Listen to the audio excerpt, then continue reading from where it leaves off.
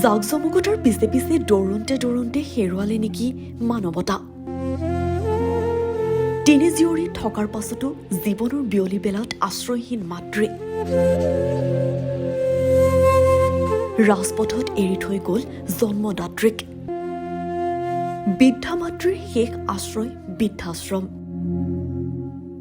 এদিন সন্তানেই জীৱনৰ শেষ সময়ৰ লাখতি হ'ব বুলি ভবাটো এতিয়া যেন ভুল। কোনো কোনো পাষণ সন্তানৰ বাবে পিতৃ মাতৃ হৈ পৰে বোজা। তেনে এগৰাকী দুৰ্ভগীয়া মাতৃৰ কাহিনী ক'বলৈ বিচাৰিছো আজি। জীয়ৰীৰ অত্যাচাৰত জন্মদাত্ৰীক নাজল নাথল অৱস্থা। দুগালে বৈছে মাথো অশ্ৰু।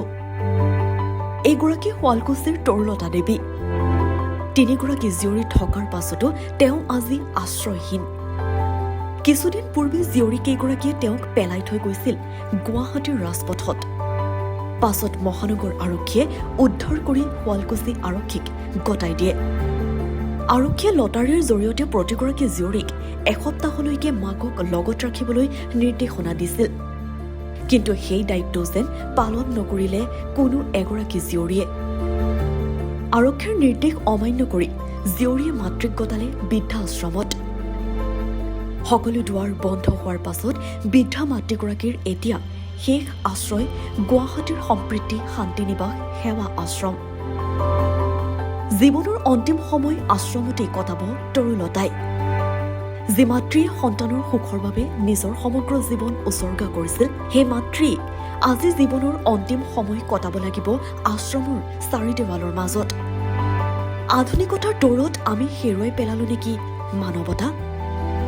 নুবুজো নেকি মৰম, চেনেহ অথবা দায়িত্ববোধ? চবেই গমেই পাইছে এতিয়া এই যিটো পৰ্যায় পাইছেগৈ আইতাৰ অৱস্থা। আৰু আমিও যিহেতু নিউজে চিউজে চব পাইছোৱেই। আৰু আমি সেইদিনা যোৱা শনিবাৰে যিটো অৱস্থাত আইতাক চমজাই থৈ গৈছিলোঁ, ভাবিছিলোঁ যে এটলিষ্ট মৰা সময়খিনি যদি জীয়েকৰ ওচৰত থাকে, মৰম চেনেহ পায়, হয়তো আইতা কেইদিনমান আৰু জীয়াই থাকিব। সেই হিচাপে আমি যোৱা শনিবাৰে আহি থৈ গোটেইখিনি কথা বাৰ্তা পাতি চব চমজাই থৈ গ'লোঁ। কিন্তু তাৰে 24 ঘণ্টাই চাগে পাৰ নহ'ল, আকৌ আমাক গড়চুক থানাৰ পৰা আমি গম পাওঁ যে আইতাক আকৌ পামহিত বোলে পেলাই থৈ গ'ল। আৰু তেওঁক প্ৰহাৰো কৰিছে, মাথাত প্ৰহাৰ কৰিছে, মোবাইলেদি মাৰিছে বুলিও গম পাইছোঁ। মাথাৰ পৰা তেজ ওলাই আছিল, ভৰিৰ পৰা তেজ ওলাই আছিল।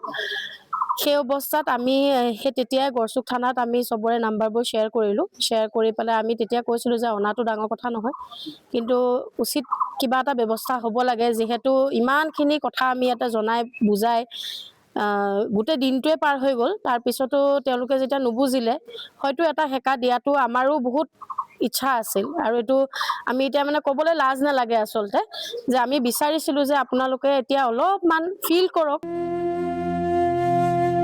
এই ঘটনাই এনে এলানি প্ৰশ্ন বাৰে বাৰে মনলৈ আনিছে। হাজোৰ পৰা মিণ্টু কলিতাৰ ৰিপৰ্ট, নেশ্যন এনি।